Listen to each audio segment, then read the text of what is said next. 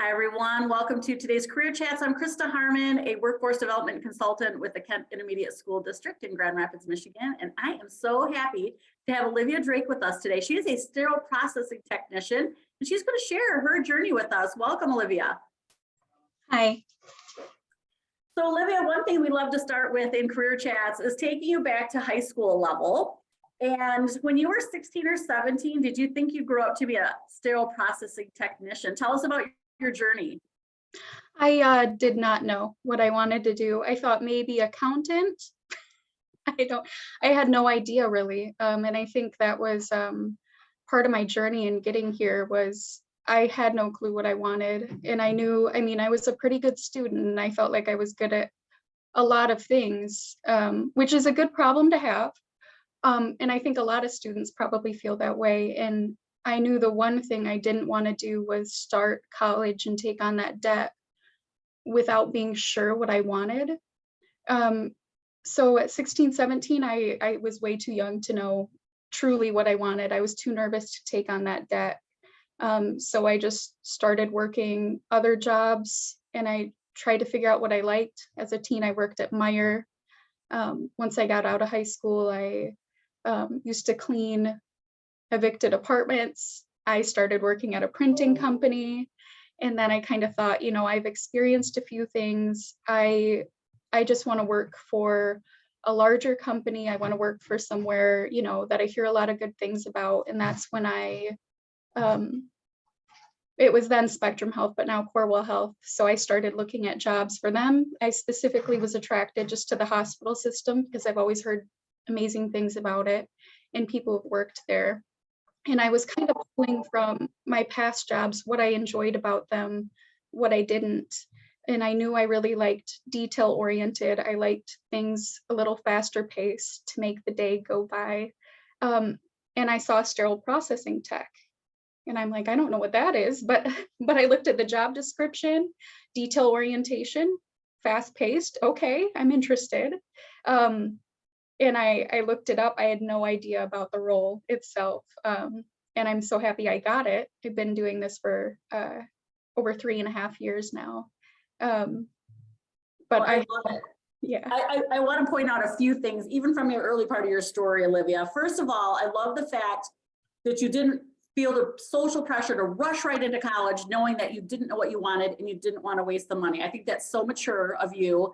And that you started working. And I think that's what a lot of young people, we need to encourage them is just to get started, like start working somewhere. And you obviously had 3 very different early jobs that gave you, like you said, some time to do some self-assessment of what you like, what didn't like. And I think I want young people to really hear that when you get started, you're not making a decision for the rest of your life. You're starting and then to learn. So you realized off from those first 3 jobs that detail orientedness and fast paced were 2 things that you like, and you started searching in an environment that you thought you might enjoy. So I just love that. I think that's such great advice right off the top. So you thought, wait, the hospital setting might be great for me. You had heard good things about Corewell Health, and you applied. So tell us about that process of applying. Did you go online? Did you know somebody who was there? How did you even get started? So I did apply online. Some of my family had worked in the system, but I didn't put them down as a reference. I like to try to stand on my own. So I applied, I had a phone interview, and then I passed through to the next one, and we had an in-person interview with the manager and supervisor. And then I think it was a couple days later, they called me back and sent me an offer letter, and then I was in. And then you're in. Yeah. I think that's fantastic. So tell us, because many of us don't know what a sterile processing tech is. Tell us what that's about and what do you do on a typical day? Yeah, I had no idea either. I didn't even know it was a job. So essentially what a sterile processing tech does is they make sure that medical instrumentation is ready for surgeries in the OR. There's a lot more ins and outs. Sometimes we do prepare instruments for offsite clinics, but it really comes down to making sure that instrumentation is sterile or highly disinfected. Very few are that though, but really making sure that everything is sterile and ready for the surgeries. So a typical day, I would say there are two very different ways you could look at it. If you're in a bigger hospital, a lot of times those are 24/7. You might be in a different area for that shift. So you could be first, second, third shift, but you might be on sterilizing. So you're just sterilizing everything that people get ready that day. You might be in assembly. You're just putting together trays. You're taking all the instruments, inspecting them, making sure that everything is going to the correct tray, and then packaging it up for that sterilizer to then sterilize. Or you could be in my least favorite, decon, but other people love it, and actually cleaning the instrumentation that comes down from the OR. So after it's used, it is dirty, but so you'd be cleaning it. However, they do a great job here at point of use cleaning. So the OR, when they're done with it, they'll clean it. They'll do that point of use right after. You're not going to get a toe, although that might be cool. Depends on how you look at it. So that would be kind of more in a hospital setting. You might be in a different area that day. In an offsite clinic, which we do have, they're not 24 hours. It's lower volume, so there's less shift variety. So you might come in and you have to be sterilizer, decon, assembler all in one. So you kind of have to make sure you can move around and have that flexibility to get everything done, because you might be doing multiple things. Well, that was a great description. Thank you, Olivia. When you talk about those different areas of expertise, tell us about the first time when you got your first job. Obviously, you didn't know what you were doing. And I think sometimes young people get nervous, like, well, how will I know what to do? Tell us about some of that early training and how they walked alongside you for a little while. In sterile processing? Yes. Yeah, okay. So over here, actually, we have a 3-month orientation. So when I first started, I was ready for something new, but it was so much information. We actually, not only do you train with a preceptor, someone who's very experienced, who's been doing this, the person I was with had, over 10 years of experience in this. So you're working with them day in, day out. And you're also attending classes. So we have 2 educators and they hold classes. So, 1 or 2 days a week, you might go in, they'll give you all sorts of information about how to do your job appropriately, what standards we have to adhere to really give you that book and, learning that you need to tie in with the hands-on that you're doing with your preceptor. But you have support every step of the way. It's too much. It's not one of those jobs where, oh, we'll teach you some things for a week. It's 3 months of orientation and, you really do need it. So you do have that support along the way. And I will say even 6 months, a year, you're still learning things. We have people who've been here 20 years and there's so much you could know. You're never going to learn it all, no matter how hard you try. Well, I think the exciting thing too is that there's probably new innovations and new changes too, which keeps it interesting, I would think, at some level. Right. Always something new. They're always trying to improve everything, make everything better, for the patient, for the surgeon. So, yeah. I think for a lot of young people, they like the idea of being in a surgery room as a surgeon, but I think they have no idea that there's such a broad team that helps make every surgery happen. And you're one of those people. Tell us why you like being part of the overall healthcare that makes somebody safe and heal well because of having it nice and sterile versus a patient-facing role. Why has that been a good fit for you? I enjoy it because although we're not patient-facing, you still have that interaction with, not only your crew here, but there's a lot of interaction with the OR. And it might be good for people who don't want to do customer service all day, but they still want it to be fulfilling and directly tied to making a patient's life better. So I think it's a really good fit if you're really looking for something fulfilling, but you don't want to go all the way to being a nurse and actually dealing with too many people. Not that you don't have to, but it is quite a lot less. And then just kind of, you brought up the OR and how we're part of that team. I think that's one other thing about this career is we've had people start here. And then because of the experience they have here, they can kind of move around into the OR, whether they take, a course or college to become a surgical tech, then they're still dealing with the same instrumentation we're working with, but also up in the room. I know some people just want to be in the room in that moment. So it's not just about doing this and it being a dead end. There's a lot you can do with the experience here that really relays. Yeah, I think that's what I'm so delighted. I was just telling a young person yesterday who wants to be in the healthcare about your role yesterday, because it's such a great way to get your foot in the door and to learn. When you think about your job and the people that seem to do so well in it, what are some personality traits or natural skills and abilities that would make somebody good at this? Yeah, I think definitely being detail oriented. We have to be no one's perfect, but you have to really pay attention to what you're doing and being mindful. You have to have an ability to work quickly. You also have to be collaborative. There's a lot of communication to make sure that everything is right. So you really need to work well with, a team. Yeah. I think that's great. Yeah, go ahead. I would say one more thing that a lot of people might not think of. I know a lot of people who move into healthcare, they want a fulfilling career because they're so compassionate.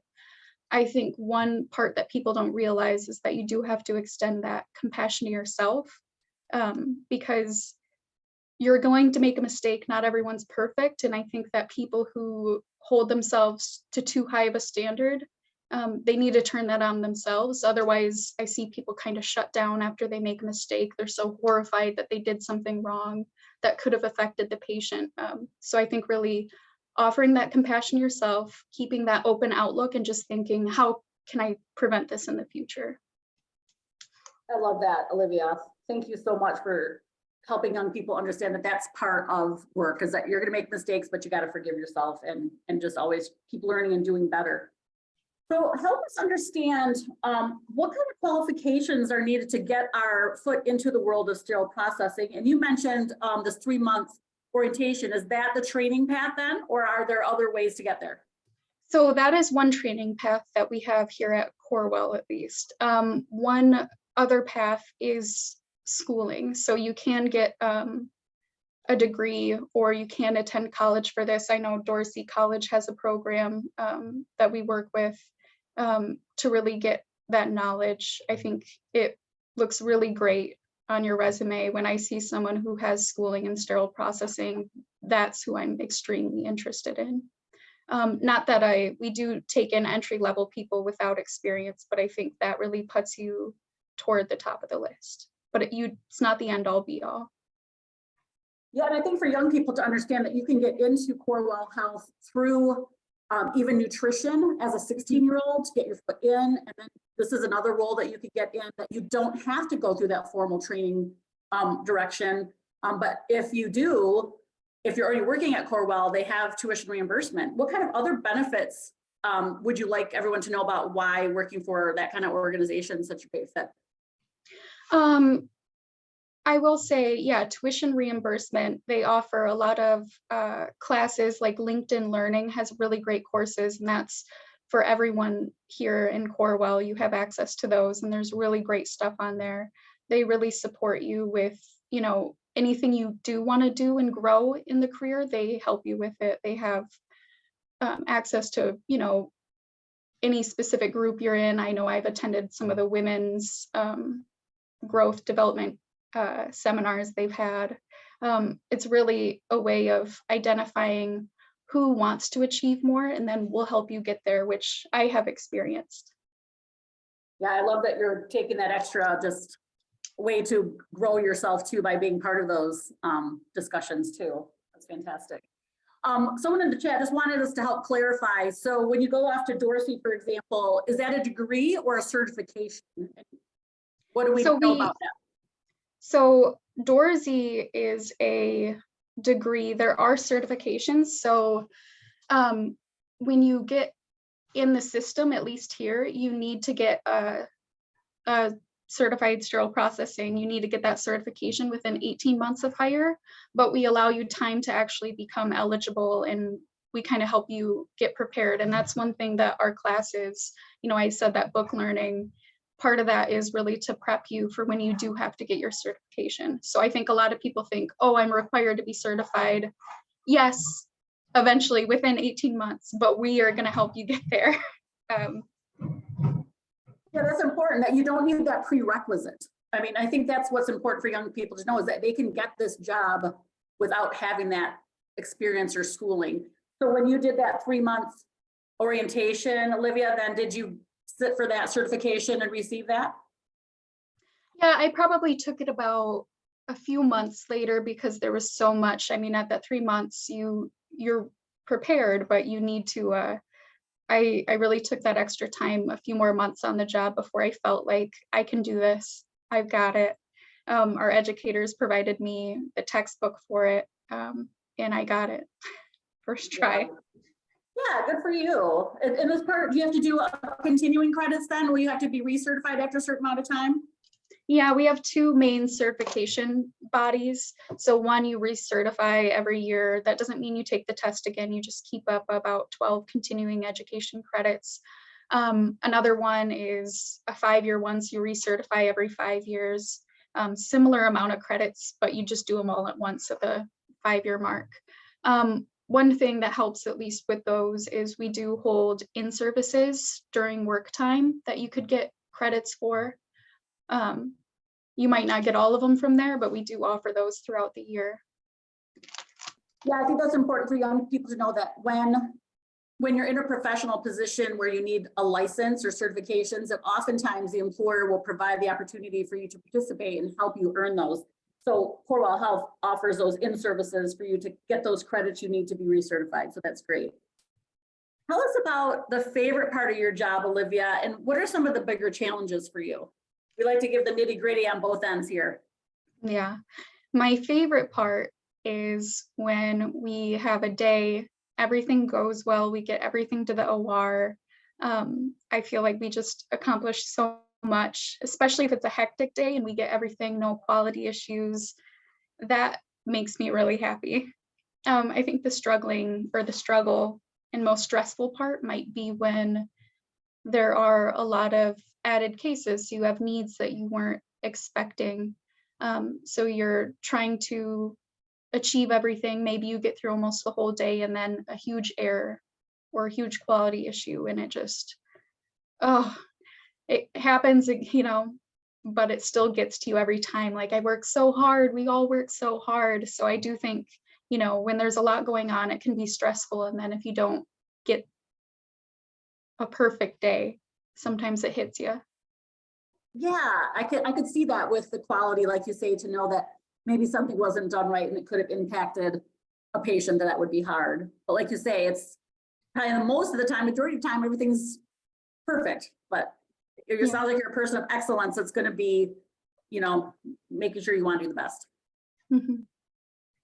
So when I think about the team around you, I think I'd like people to understand what your environment's like, and then what are some of the other jobs that you've learned about being in your role? Because I want to help, again, kids don't know what's out there. So let's help them understand what other jobs are around you that maybe you didn't know about either.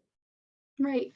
So being a sterile processing tech, you come into a lot of interaction. We deal with third-party vendors. So say we don't own instrumentation, but we still want to use some, so we'll loan some, but those third-party vendors have to be extremely knowledgeable about instrumentation too. A lot of them come from sterile processing backgrounds, or they can come from a background in the OR. So being a sales rep or a vendor is what we call them for, whether it's Stryker, Zimmer, those are really fantastic jobs. We work with those people quite a lot. Great and awesome professionals that we really rely on. In the OR, surgical techs, we've actually had a few people who started as sterile processing techs who moved into becoming surgical techs. They went to school for it, got help from Corewell to pay for some of that schooling. And that one directly relays into it. Some people go on to become travelers because you you need sterile processing techs everywhere. You might have a shortage. Some people move into that. And then just within our department too, there is a ladder. We have leads, we have implant specialists, instrument specialists, quality techs, quality improvement specialists, educators, and of course, supervisor, manager, and we actually have a director of sterile processing.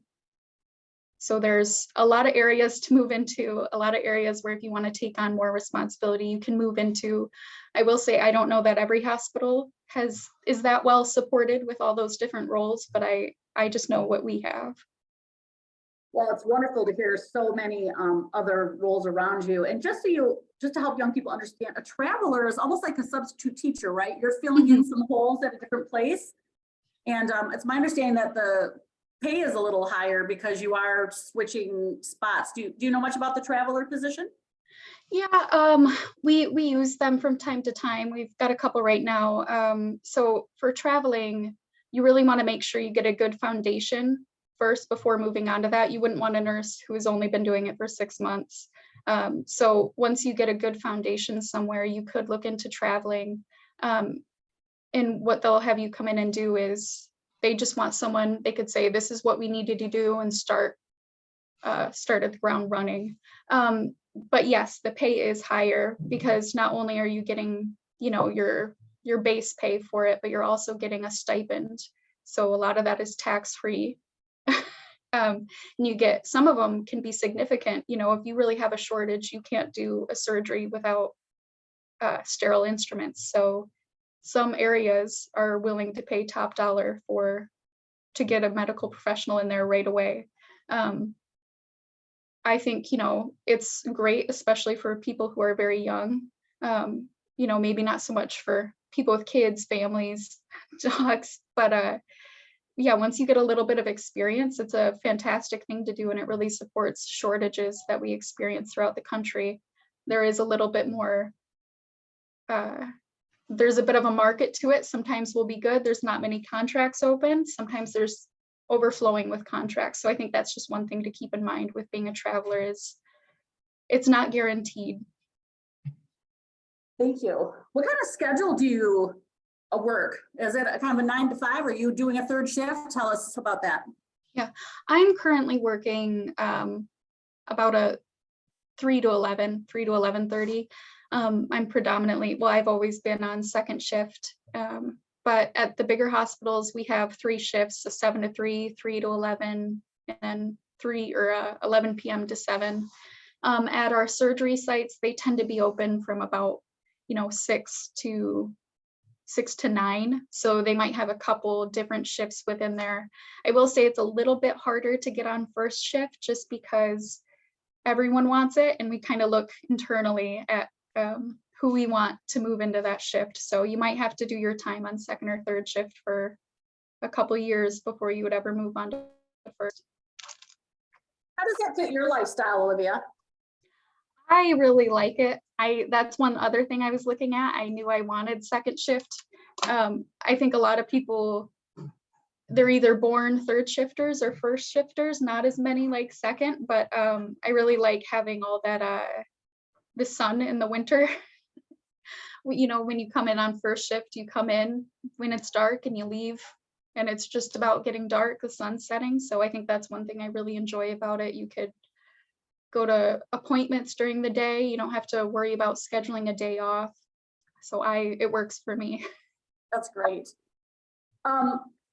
If there's a high school student who's thinking, man, it's somewhere in healthcare, I really like that idea. I'm really detail oriented and I like the idea of being part of a team, but not necessarily patient facing. What are some things you might recommend they could be doing in high school? Any certain classes or experiences that maybe now that you're in it, you look back and might have been a good exploration or skill building time?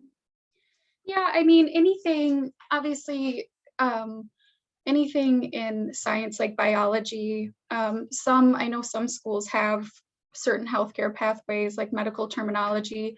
Everything in healthcare, it helps to broaden your horizon. And so I might not be dealing with the patient and their body, but it helps to know the terminology so I can understand what the instrument is used for, because then I know where it might not be clean.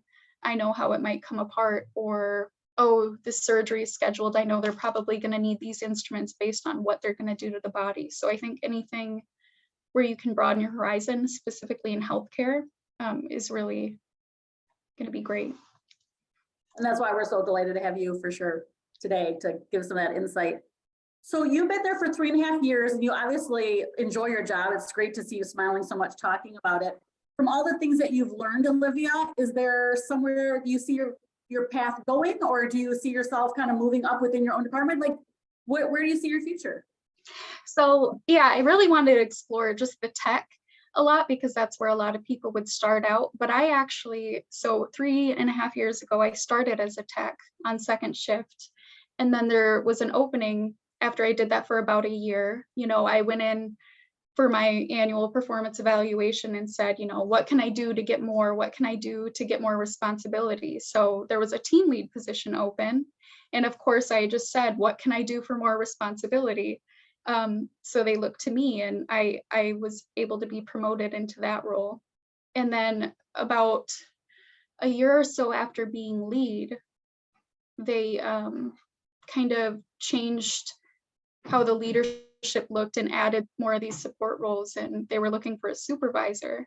So I applied for that. So, I mean, within just after 2 years or so, I was able to become a supervisor. So I don't think, you know, that might be everyone's path, and there's different ways to go.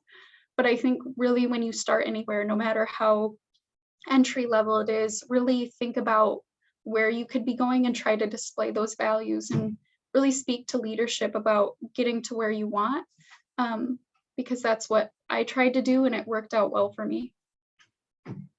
Yeah, I think you're giving such, again, just golden wisdom that you start and you work hard and you advocate for yourself, like you say, you pursue. I mean, those are the traits I'm hearing in you, and that's why you've been promoted twice already at such a young age.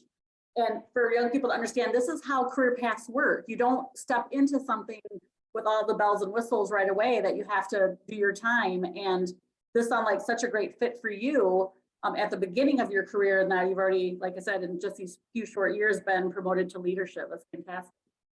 Thank you. As we approach, we have about 2 minutes left. It's been so great learning about sterile processing tech in your position. What kind of words of wisdom to a young person who's trying to figure out what their career might be would you have to share? I would say there are some people who really know what they want to do. They've known since they were very little. They're ready to go to college. If you're not sure, I think a lot of young people are being more mindful of student debt. And I know that's where I was when I was a teen. You don't have to go to college. College will always be there waiting for you. So if you're not sure, just start a job, start a career, see what you like about it, see what you don't, move to something you think might be a better fit. You don't have to go to college quite yet, but that will always be waiting there for you. So don't jump into something if you're not sure. It's a huge investment in yourself. And I think college is fantastic, but I just be mindful when you're choosing it. Yeah, I wish I could bottle that and give it to every teenager I meet. You know, just that assurance that it will work out, and the more you learn about yourself, you'll be able to find your way in this big world. Well, I'm so delighted to meet you and to hear your career path has been going so well for you. And I'm sure in those early days of Meyer and cleaning and printing, you were wondering how this is all going to work out. And so thank you for keeping that real with us. And we appreciate you being a role model today. Thank you so much. I appreciate you all. All right.